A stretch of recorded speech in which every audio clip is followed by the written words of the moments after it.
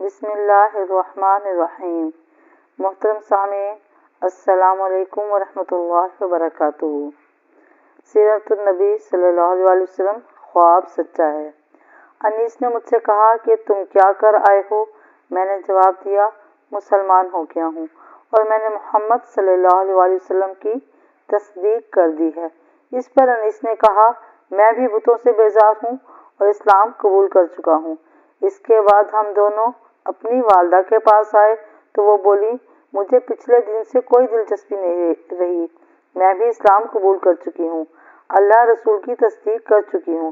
اس کے بعد ہم اپنی قوم غفار کے پاس آئے، ان سے بات کی، ان میں سے آدھے تو اسی وقت مسلمان ہو گئے۔ باقی لوگوں نے کہا کہ جب رسول اللہ صلی اللہ علیہ وسلم تشریف لائیں گے ہم اس وقت مسلمان ہوں گے۔ چنانچہ جب رسول اللہ صلی اللہ علیہ وسلم مدینہ منورہ تشریف لائے تو قبیلہ غفار کے باقی لوگ بھی مسلمان ہو گئے۔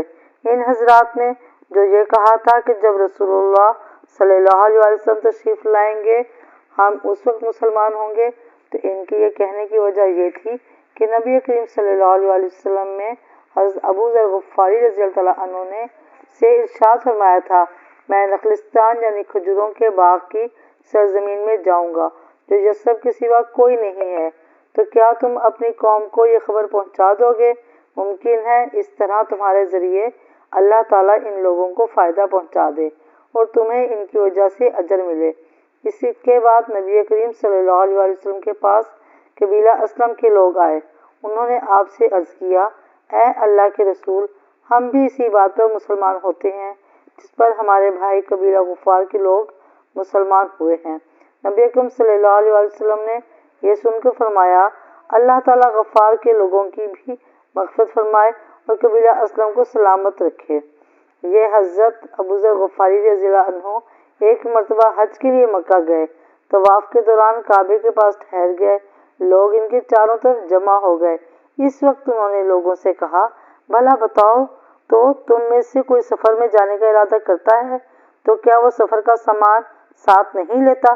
لوگوں نے کہا، بے شک ساتھ لیتا ہے۔ تب آپ نے فرمایا، تو پھر یاد رکھو، قیامت کا سفر دنیا کے ہر سفر سے کہیں زیادہ لمبا ہے اور جس کا تم یہاں ارادہ کرتے ہو، اسی لیے اپنے ساتھ اس سفر کا وہ سامان لے لو جو تمہیں فائدہ پہنچائے۔ لوگوں نے پوچھا، ہمیں کیا چیز فائدہ پہنچائے گی؟ حضرت ابو ذر غفاری رضی اللہ تعالیٰ عنہ نے کہا، بلند مقصد کے لیے حج کرو، قیامت کے دن کا خیال کر کے ایسے دنوں میں روزے رکھو جو سخت گرمی کے دن ہوں گے، اور قبر کی وحشت اور اندھیرے کا خیال کرتے ہوئے رات کی تاریکی میں اٹھ کر نمازیں پڑھو۔ حضرت ابو ذر غفاری رضی اللہ عنہ کے بعد حضرت خالد بن سعید رضی اللہ عنہ ایمان لائے۔ کہا جاتا ہے دیہات کے لوگوں میں سے مسلمان ہونے والوں میں یہ تیسرے یا چوتھے آدمی تھے۔ ایک قول یہ ہے کہ پانچویں تھے، یہ اپنے بھائیوں میں سب سے پہلے مسلمان ہوئے۔ ان کے اسلام لانے کا واقعہ یوں ہے کہ انہوں نے خواب میں جہنم کو دیکھا۔ اللہ اکبر! اس کی آگ بہت خوفناک انداز میں بھڑک رہی تھی۔ یہ خود جہنم کے کنارے کھڑے تھے۔ خواب میں انہوں نے دیکھا کہ ان کا باپ انہیں جہنم میں دھکیلنا چاہتا ہے، مگر نبی کریم صلی اللہ علیہ وسلم ان کا دامن پکڑ کر انہیں دوزخ میں گرنے سے روک رہے ہیں۔ اسی وقت گھبراہٹ کے عالم میں ان کی آنکھ کھل گئی۔ انہوں نے فوراً کہا، میں اللہ کی قسم کھا کر کہتا ہوں کہ یہ خواب سچا ہے۔ ساتھ ہی انہیں یقین ہو گیا کہ جہنم سے انہیں رسول اللہ صلی اللہ علیہ وسلم ہی بچا سکتے ہیں۔ فوراً ابو بکر صدیق رضی اللہ عنہ کے پاس آئے، انہیں اپنا خواب سنایا۔ ابو بکر صدیق رضی اللہ عنہ نے فرمایا، اس خواب میں تمہاری بھلائی اور خیر پوشیدہ ہے، اللہ کے رسول موجود ہیں، ان کی پیروی کرو۔ چنانچہ حضرت خالد بن سعید رضی اللہ عنہ فوراً ہی نبی کریم صلی اللہ علیہ وسلم کی خدمت میں حاضر ہوئے۔ انہوں نے آپ سے پوچھا، اے محمد، آپ کس بات کی دعوت دیتے ہیں؟ آپ نے ارشاد فرمایا، میں اس بات کی دعوت دیتا ہوں کہ اللہ ایک ہے، اس کا کوئی شریک نہیں، کوئی اس کے برابر کا نہیں، اور یہ محمد صلی اللہ علیہ وسلم اللہ کے بندے اور رسول ہیں۔ تم جو یہ پتھروں کی عبادت کرتے ہو اس کو چھوڑ دو۔ یہ پتھر نہ سنتے ہیں، نہ دیکھتے ہیں، نہ نقصان پہنچا سکتے ہیں اور نہ فائدہ پہنچا سکتے ہیں۔ یہ سنتے ہی حضرت خالد بن سعید رضی اللہ عنہ مسلمان ہو گئے۔ ان کے والد کا نام سعید بن عاص تھا۔ اسے بیٹے کے اسلام قبول کرنے کا پتہ چلا تو آگ بگولا ہو گیا، بیٹے کو کوڑے سے مارنا شروع کیا، یہاں تک کہ اتنے کوڑے مارے کہ کوڑا ٹوٹ گیا۔ اللہ اکبر۔ پھر اس نے کہا تو نے محمد کی پیروی کی، حالانکہ تو جانتا ہے وہ پوری قوم کے خلاف جا رہا ہے، وہ اپنے قوم کے معبودوں کو برا کہتا ہے۔ یہ سن کر حضرت خالد بن سعید رضی اللہ عنہ بولے، اللہ کی قسم وہ پیغام لے کر آئے ہیں، میں نے اس کو قبول کر لیا ہے۔ اس جواب پر وہ اور غضبناک ہوا اور بولا، خدا کی قسم میں تیرا کھانا پینا بند کر دوں گا۔ حضرت خالد بن سعید رضی اللہ عنہ نے جواب دیا، اگر آپ میرا کھانا پینا بند کر دیں گے تو اللہ تعالیٰ مجھے روٹی دینے والا ہے۔ تنگ آ کر سعید نے بیٹے کو گھر سے نکال دیا، ساتھ ہی اپنے باقی بیٹوں سے کہا، اگر تم میں سے کسی نے بھی اس سے بات چیت کی میں اس کا بھی یہی حشر کروں گا۔